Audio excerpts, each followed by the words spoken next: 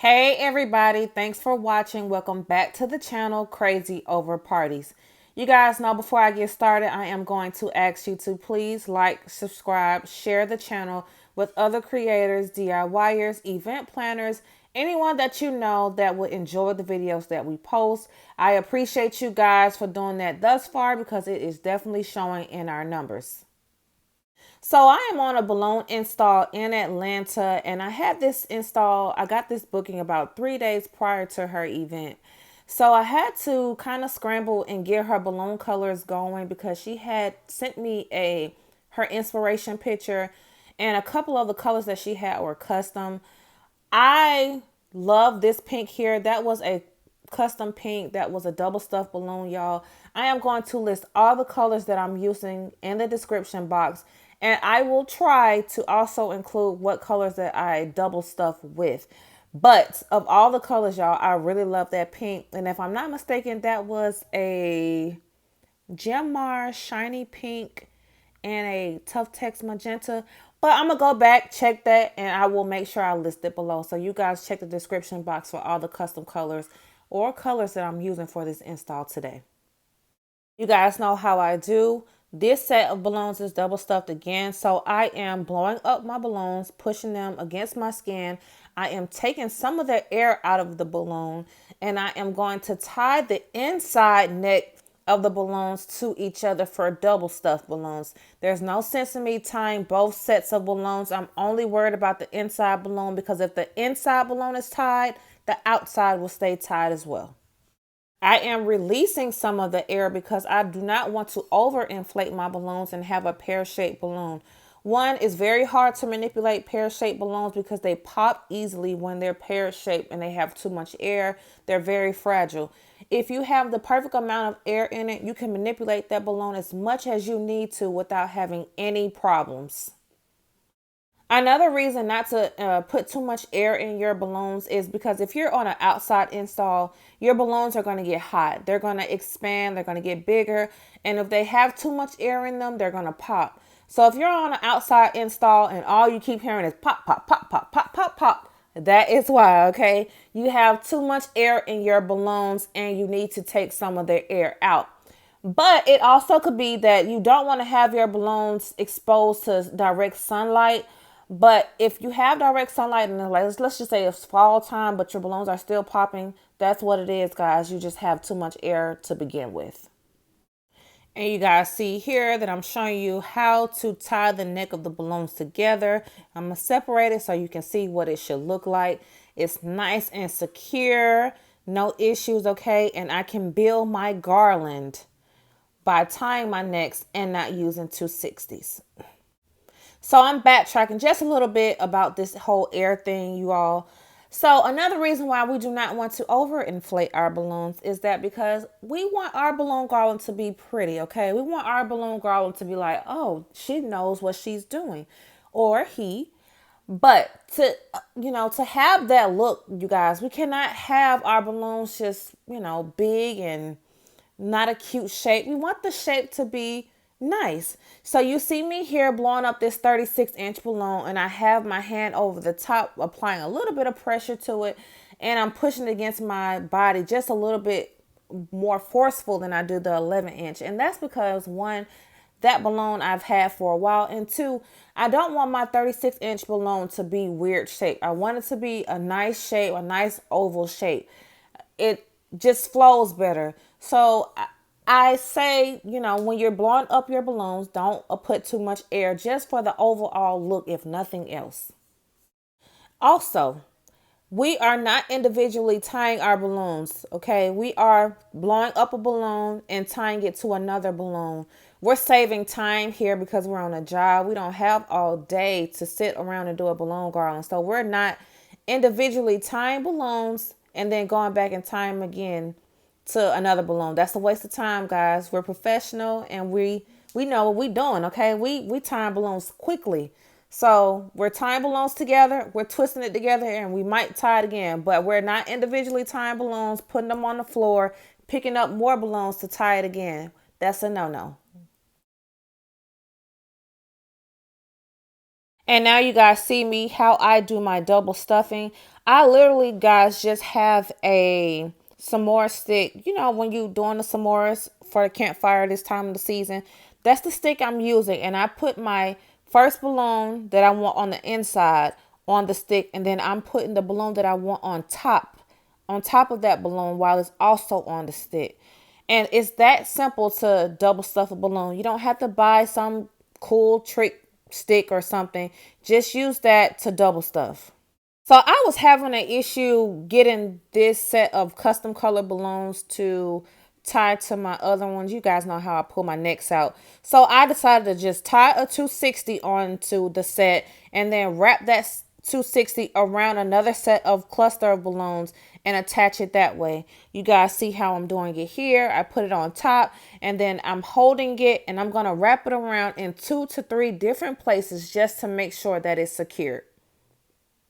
Now, I prefer to use a 260 for my balloons. I do not like fishing line. I am just heavy-handed by nature. So I pull things, I drop things. Like my son is always like, ouch, mommy, like you're doing it too hard. I'm just heavy-handed. So for me, when I'm using a fishing line, I'm pulling it too tight and it's ripping my balloons and it gets on my nerves.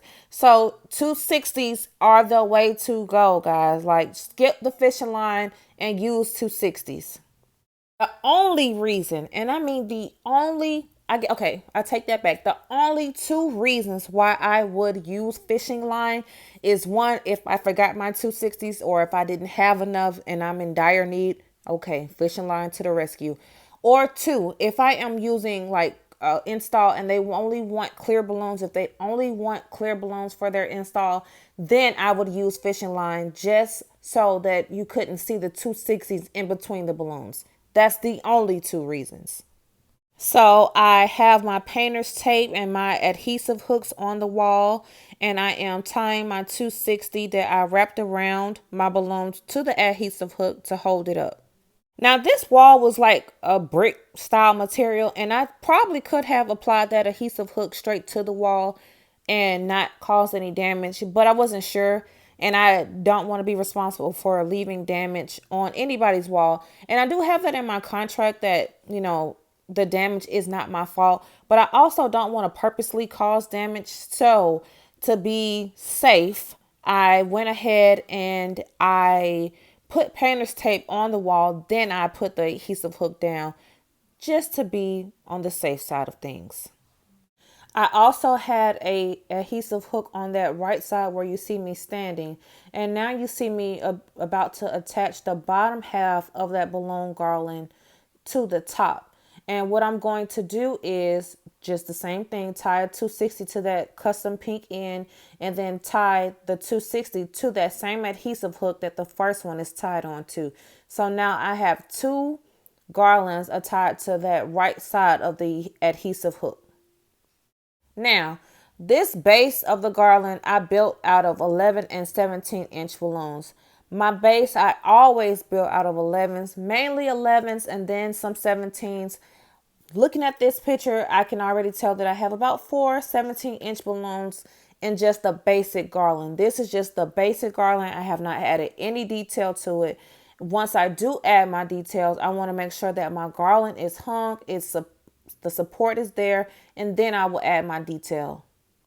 And speaking of support, I decided to just go and add a command strip at the bottom of the garland. My main 2 pieces of support is the top, my adhesive hooks, but I just wanted to add something small to it just to make sure it is good. And for that, I would use a command strip. So previously on some of my other videos, I told you guys I do not like command strips. They just do not hold, at least for me. If you have had a different experience, comment below and let me know. But me, I do not like putting all my support on a command strip because it has failed me before. And I don't want to be in that position again, okay? So I will put it at the bottom to hold the bottom down maybe, because even if it comes unhooked, at least I know that the top is good and it'll hold everything in place. But I'm not putting all my support on command strips. Never again. So once I got that command strip in place and I let it sit for about 5 to 10 minutes. I then went back and I just tied a 260 on it to make sure that it was secure and that the balloons were not going to come up.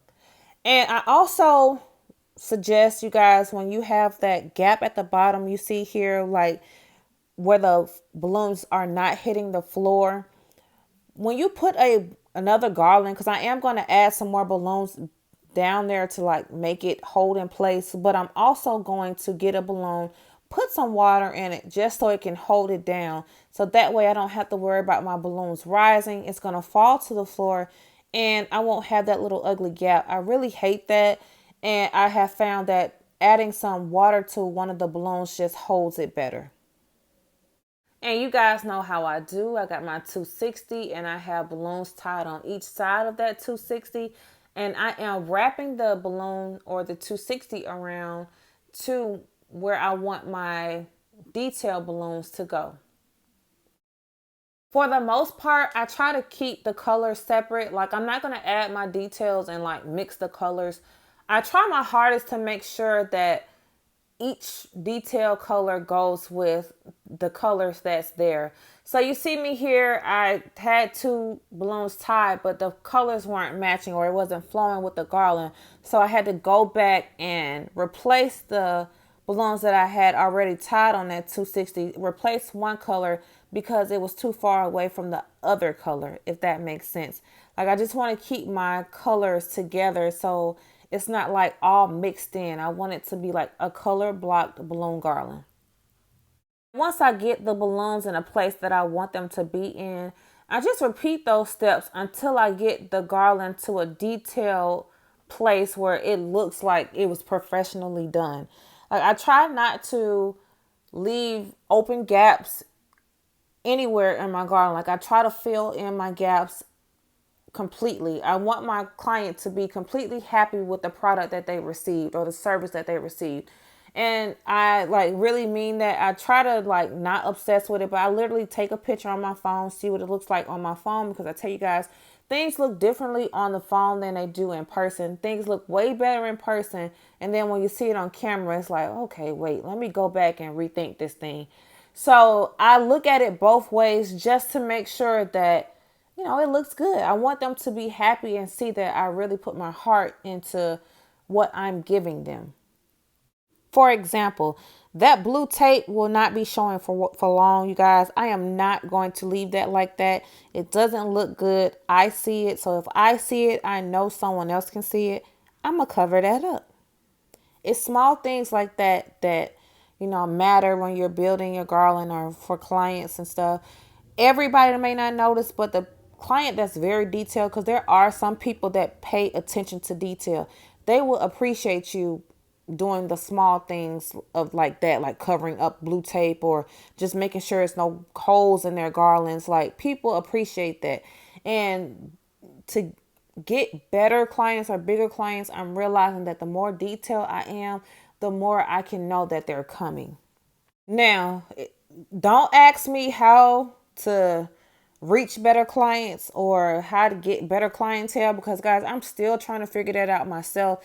If you have tips for me, please leave them below, okay? Or send me an email, even better, because I promise you, I'm racking my brain trying to figure out ways to reach better clientele, bigger clients.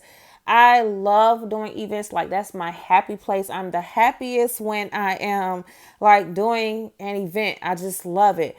But I'm also like trying to understand how to reach better clients, how to get the business that I really would love to have, but I haven't figured it out yet. Being an entrepreneur is like, especially in a service business where you're trying to like build, it's an art for you. Sometimes it can be a little difficult trying to figure out not just the artistic side, but like the money side of things too, or how to get money from it. It's not always the easiest. And that's kind of the place I am in now, is just trying to figure out ways to reach better clients. So again, if you are someone, you have some tips for me, let me know. Okay. I would truly appreciate it, because all the help is better than none right now. Okay. I am listening to all the tips, and thank you guys in advance for that. So if somebody's thinking like, okay, so how did you get this client? Like you got this one. What did you do for that? This was a referral. So I will say when you do good by people, you do right by people, they do send more people to you. So shout out to all the referrals. Like I appreciate all of them. Okay. Especially when they actually book with me. I appreciate that. Like, thank you. Okay, back to regular schedule programming, back to the balloon tips. You guys see that I am adding a set of 11 and 5-inch balloons there to just cover up that blue tape. And then I still had to go back and add more balloons there. I added a 17-inch pink and some 5-inch rose gold because you could still kind of see like the blue tape in that gap, and I just really didn't like that. So I went back and I added a few more balloons there just to make sure that it was covered completely. And it did make a world of difference just having that 17-inch and that 5-inch balloon there. It just made it very full and it looked complete. I went back and I looked at it from the angle of the guest walking in, and with that additional balloons there, it looked really nice. The garland started to look very nice and it took shape. And now let me show you guys how this garland came out. Okay, I loved all the colors in this garland, especially that custom pink, that rose gold, and the pink gold. Those were like my favorite colors in this garland. This garland turned out very well. If I had a larger budget for this garland, I would have made this garland a lot more thicker and more plush. But I had to stay within reason and not add any more balloons to it. I only had a couple left. And of course, if I would have made it bigger, I probably would have ran out of the details that I needed. So it turned out well. I love the pinks in it. My client was happy. And you guys know that is the only thing I ever asked for, is that my client is happy with the service that they received. If you have a question or a comment below, please leave it below. And you guys already know, thank you so much for watching. Okay, I really appreciate you guys tuning in and watching my videos. And I especially appreciate you guys that watched the video till the end. Thank you so much for that. Because of you watching the video until the end, I'm able to upload more videos, and soon we'll be here twice a week. Thanks again, guys. And until next time, y'all stay safe. Thanks for watching Crazy Over Parties.